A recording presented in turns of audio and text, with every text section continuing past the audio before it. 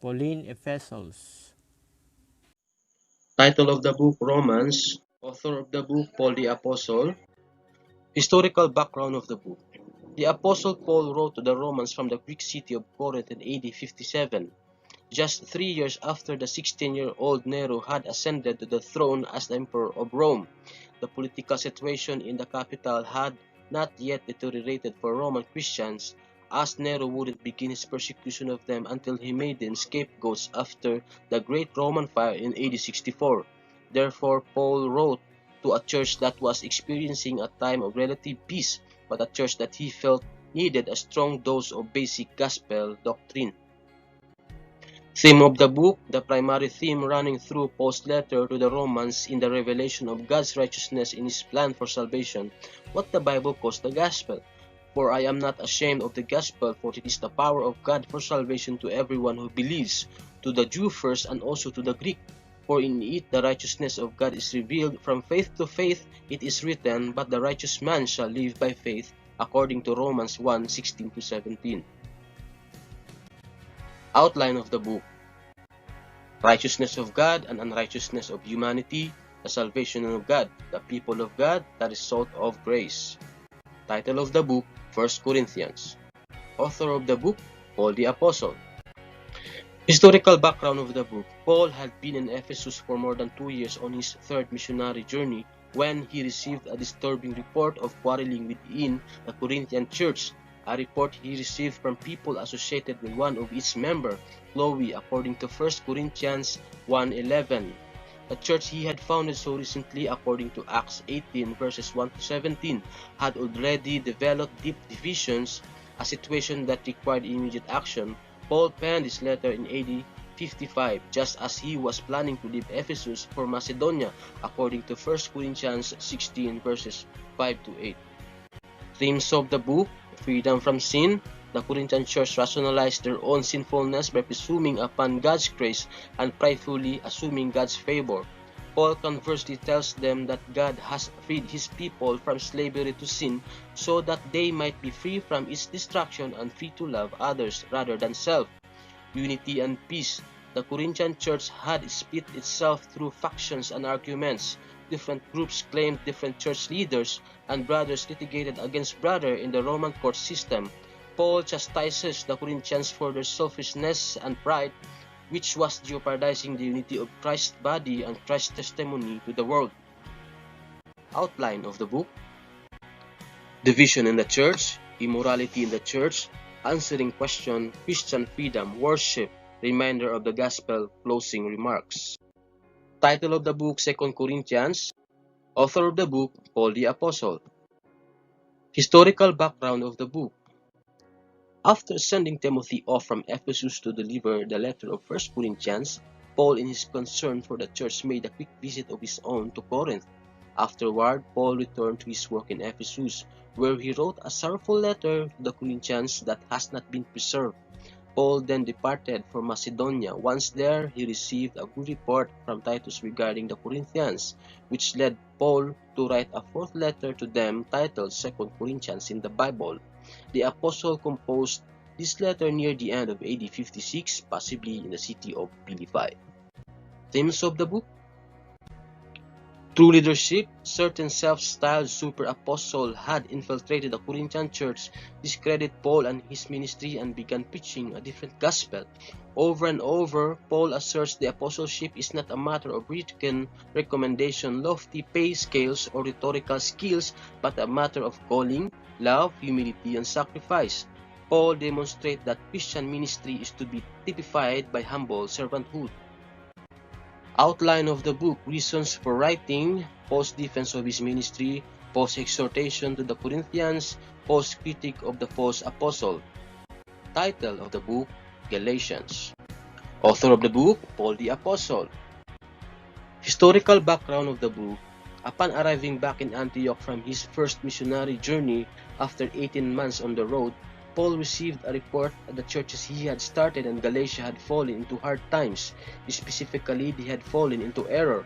A group of Judaizers, those who sought to make living under the Mosaic law, a requirement of Christian faith, had gained an influence in the Galatian churches.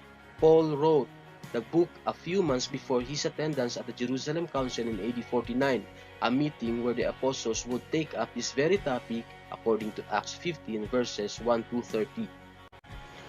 Themes of the book: Christian liberty. Paul vehemently defended the area of salvation by faith.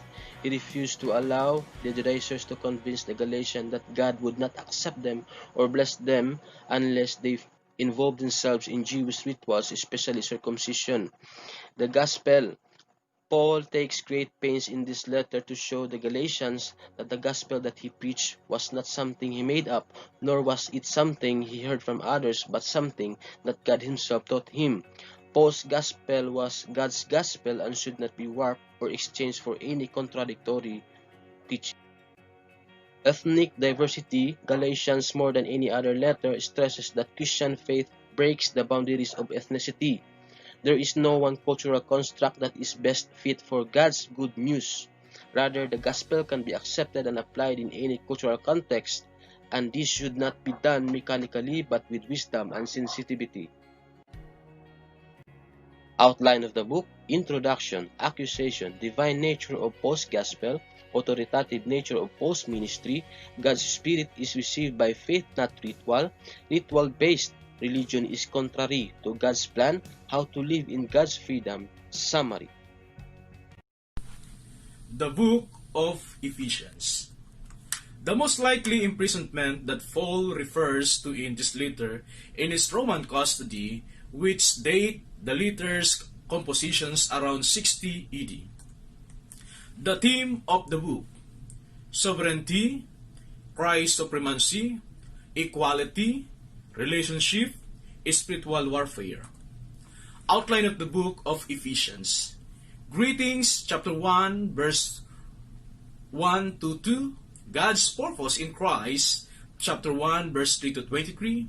Christ's accomplishment, relationship with God, chapter 2 and chapter 3. Christ's will, relationship with each other, chapter 4 and 6. Conclusion, chapter 6, verse 21 to 24. The book of Philippians.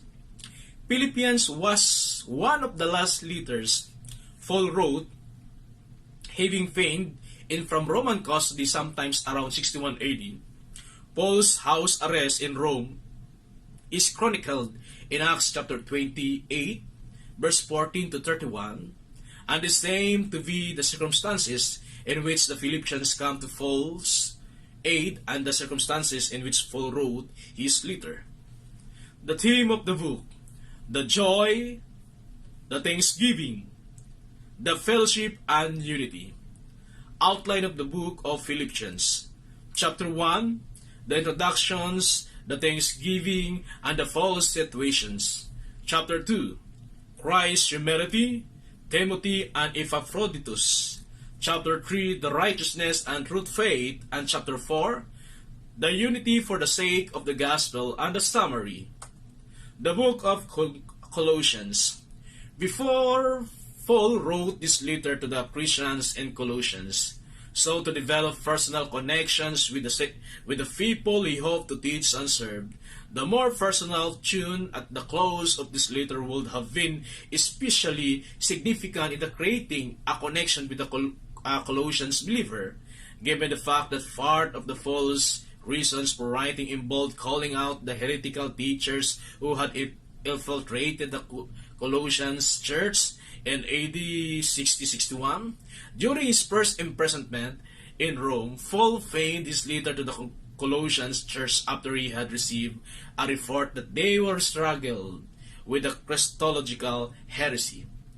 The theme of the book: the supremacy of Christ, the wisdom, the regulations. Outline of the book: introductions, chapter 1, verse 1 to 14. The supremacy of Christ, chapter 1, verse 15 to 23.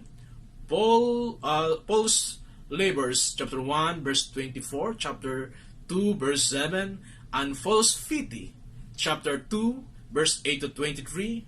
True piety, chapter 3, verse 1, chapter 4, verse 6, concluding greetings, chapter 4, verse 7 to 18. The book of 1 Thessalonians, many of the details in this letter corresponding to account in Acts the place Paul in Corinth during the time of compositions. This will be suggest that the letter was written around 51 AD, making a 1 Thessalonians one of the Paul's earliest canonical writings. The theme of the book, the Paul's ministry, the end, the resurrections. Outline of the book of 1 Thessalonians, the introductions and thanksgiving, chapter 1, verse 1 to 10, defense of Paul's ministry, chapter 2, chapter 3, the doctrinal and practical corrections, chapter 4, verse 1, chapter 5, verse 22, conclusions, chapter 5, verse 23 to 28. The book of 2 Thessalonians. Since the subject matter of the second letter has a number of thematic similarities to the first, Paul probably have received a second report from the city detailing continuing questions or problems regarding the end times. Several of the false references indicate that some in Thessalonica were deliberately misleading the new believers, even to the points of false teachers forging letters to make them look as if they had come from the fall. The theme of the book, the second coming, the diligent. Outline of the book of 2 Thessalonians, introductions, thanksgiving, chapter 1, verse 1 to 12, doctrinal corrections, chapter 2, practical instructions, chapter 3, conclusions, chapter 3, verse 16 to 18. 1 Timothy. The author of this book is Apostle Paul. Historical background. Sometime soon after Paul left Ephesus for Macedonia in the early 60s AD. Timothy was in Ephesus when he received this letter. Paul wrote this letter as a manual for the young pastor Timothy. Paul emphasizes the importance of sound doctrine that leads to godly living and warns him of the inherent dangers of church life in a fallen world, especially false teachers and false doctrine. Themes of the book: the gospel, leadership, and false teachings. Outline of the book. First, confronting false teachers of the law, 1 Timothy chapter 1. Second, prayer for leaders, 1 Timothy chapter 2, verse 1 up to 7. Third, proper conduct for Christian leaders, 1 Timothy chapter 2, verse 8 up to chapter 3, verse 16. Fourth, exhortation to confront false teachers, 1 Timothy chapter 4. 5. Dealing with different kinds of people, 1 Timothy chapter 5, verse 1 and chapter 6, verse 2. 6. Final warnings, 1 Timothy chapter 6, verse 3 up to 21. 2 Timothy. The author of this book is Apostle Paul. Historical background. This was Paul's last known letter, written just before his death in 67 AD. Paul was in jail in Rome when he wrote this letter, facing an imminent execution. Paul wrote this letter to his trusted but inexperienced friend and co-worker Timothy from a Roman prison that he was convinced he would never leave. In times of trouble, Paul encourages Timothy to passionately and unashamedly devote himself to the ministry of the gospel. Paul exhorts Timothy to continue in his ministry despite the opposition of false teachers. Themes of the book: relationship, perseverance, fear and shame. Outline of the book. First, Paul's concern for Timothy, 2 Timothy chapter 1, verse 1 up to 14. Second, Paul's instruction for Timothy, 2 Timothy chapter 2.